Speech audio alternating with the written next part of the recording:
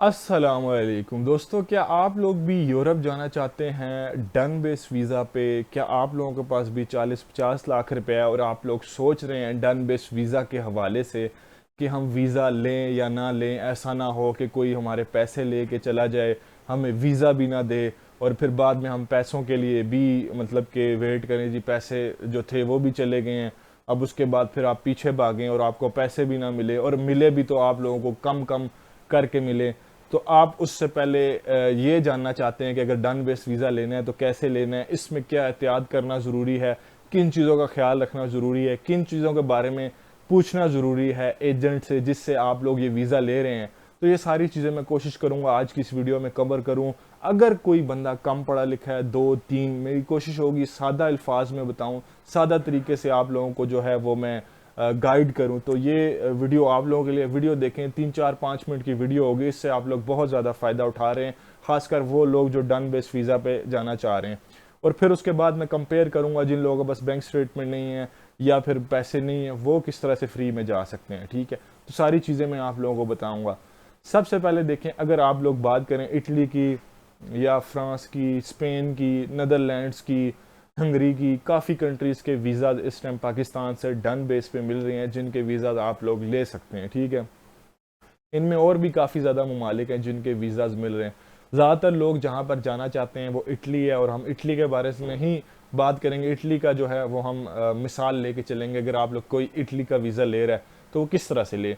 देखें, अगर कोई भी एजेंट है, कंसल्टेंट है या कोई भी बंदा है, अगर आप उससे वीज़ा ले रहे हैं डन बेस पे, मैं डन बेस की बात कर रहा हूँ, दूसरे तीसरे वीज़ा की बात मैं नहीं कर रहा।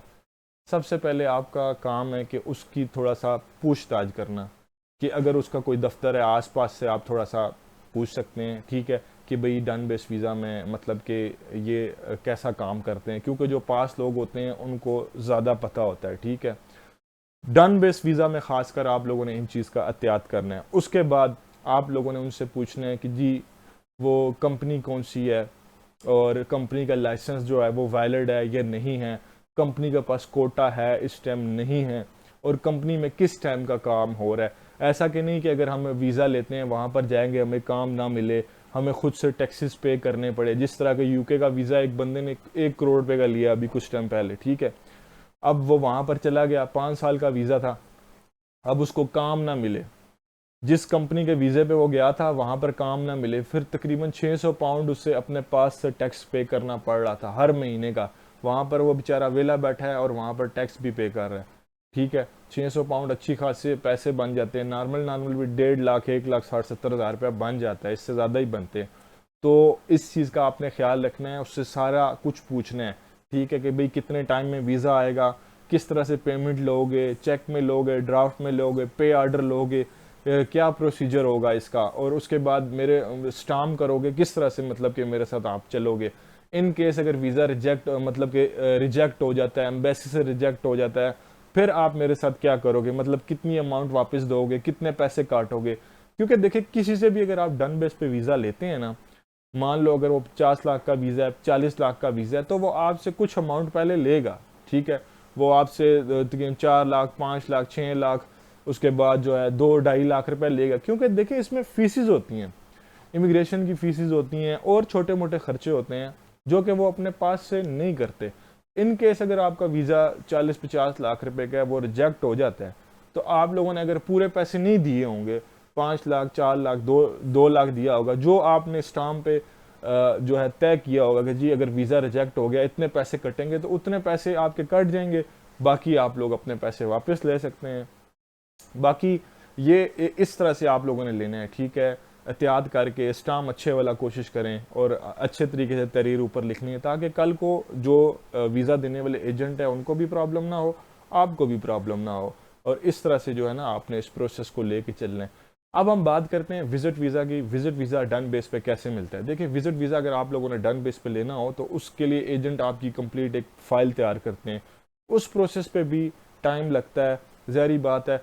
एक बंदा है वो पूरी प्रोफाइल बनाएगा आपकी, उसमें पैसे वो आपसे थोड़े ज़्यादा ही लेते हैं। ठीक है, अब अगर इटली का अगर वैसे बात करें, किसी का स्पेन का आप खुद अप्लाई करें तो 1 लाख से कम खर्चा आता है, लेकिन वो अगर आपको डन बेस पे लेके देगा तो ज़ाहिर बात है वो आपसे 20 लाख 25 लाख 17 लाख इस तरह से वो आप लोगों से डिमांड करेगा। इन केस अगर आपका विजिट वीज़ा रिजेक्ट हो जाता है तो उसमें आपका खर्चा अगर वो काटता है 50,000, 30,000, 40,000, तो वो मतलब कि ज़्यादा नहीं है, ठीक है। क्योंकि अगर लग जाता वीज़ा, अगर उसने आपकी बैंक स्टेटमेंट भी साथ मेंटेन की है तो फिर वो ज़ाहिर बात है आपसे पैसे लेगा ज़्यादा। मैं असल में कोशिश करता हूँ ना ऐसी बात करूँ जो दोनों तरफ ठीक हो। ज़ाहिर बात है एक बंदा कोई भी एजेंट कंसल्टेंट है, एक तरफ आप है, हमने दोनों को सामने रखना है। वो भी मेहनत कर रहा है, बैंक स्टेटमेंट बना रहा है, हर चीज़ आपकी ओके कर रहा है, तो उस पर उसका भी टाइम लग रहा है। ज़ाहिर बात है वो उस मुताबिक, अब अगर बैंक स्टेटमेंट वो बनाएगा तो 3, 4, 5, 6 महीने वो आप पे फोकस करेगा, बैंक स्टेटमेंट बनाएगा, मेहनत करेगा, ठीक है, आपके साथ जुड़ा रहेगा। तो वो अगर उससे काटता भी है अगर थोड़े से पैसे, तो उसका इतना मसला नहीं है, लेकिन वीज़ा अगर लग जाता है तो आपका फ़ायदा भी है, ठीक है। तो मेन चीज़ ये है कि मैं यहाँ पर किसी डन बेस वीज़ा को प्रोमोट नहीं कर रहा। वही जो पैसे 20 लाख रुपए आपने उसने देना है, अपने अकाउंट में डालें, अपनी ट्रांजैक्शंस अच्छी करें, अपने जो है ना इनकम शो करें, आप लोगों का वीज़ा खुद लग जाएगा। जो काम उसने करना है वो आप खुद कर सकते हैं, किसी कंसल्टेंट को हायर कर लें, हमारी इसमें सर्विसेज हैं, हमारे साथ आप कॉन्टैक्ट करिए। बैंक स्टेटमेंट कैसे बनानी है, वीज़ा अप्लाई करना है स्पेन का, तो किस तरह से मेरे वीज़ा के ज़्यादा चांसेस होंगे, तो वही काम जो आपका 17 लाख में हो रहा है वो कम पैसे में हो जाएगा। कोई भी कंसल्टेंट है, कोई 50,000 फीस ले रहा है, कोई 35,000, कोई 30,000, कोई 25,000, इतने पैसों में आपका काम हो जाना है, यूरोप का वीज़ा लग जाना है। तो कोई मुश्किल नहीं होता, आसान होता है प्रोसेस, सिर्फ चीज़ को समझना चाहिए। अब मैं बात करूँ डन बेस वर्क वीज़ा की, तो देखें डन बेस वर्क वीज़ा आप ऑनलाइन अप्लाई करें, जो तरीका है, ठीक है। अगर आपको कोई रिश्तेदार नहीं है वहाँ पर, या कोई भाई नहीं है, बहन नहीं है, कोई भी नहीं है, तो आप ऑनलाइन डायरेक्ट कंपनी से कम्युनिकेट करें, कंपनी से बात करें, CV कवर लेटर बनाएं, इसमें भी हमारी सर्विसेज हैं, ठीक है, कम पैसों में है। मतलब कि हर एक ऐसा वे हम लोग उसमें आपको सर्विस देते हैं जिसमें कम पैसे लग रहे हैं, सिक्योर प्रोसेस है, लीगल प्रोसेस है, जिसमें आपको कल को प्रॉब्लम ना फेस करनी पड़े। तो ऐसी सर्विसेज हमने रखी हुई हैं जिनमें आपको फ़ायदा हो, कम पैसे हों, और मतलब कि मिनिमम से चार्जेस में आपका काम हो जाए। तो उम्मीद है आप लोगों को समझ आ गया होगा। वीडियो आप लोगों ने अगर कंप्लीट देखी है, वीडियो को एंजॉय भी किया होगा, नॉलेज भी काफ़ी ज़्यादा गेन की होगी वीडियो से। चैनल को सब्सक्राइब कर लें, हमारा न्यू चैनल है, हमारा एक पुराना चैनल है जिसका नाम है एहतशाम प्लस अली, और ये जो चैनल है Europe visa by Ehtisham Ali, तो इसको भी सब्सक्राइब करें, दोनों चैनल्स को सब्सक्राइब करें। ऐसी टूरिज्म से रिलेटेड एजुकेशन वीडियो देखने के लिए ये चैनल आप लोगों के बड़े अच्छे साबित होंगे। अस्सलाम वालेकुम।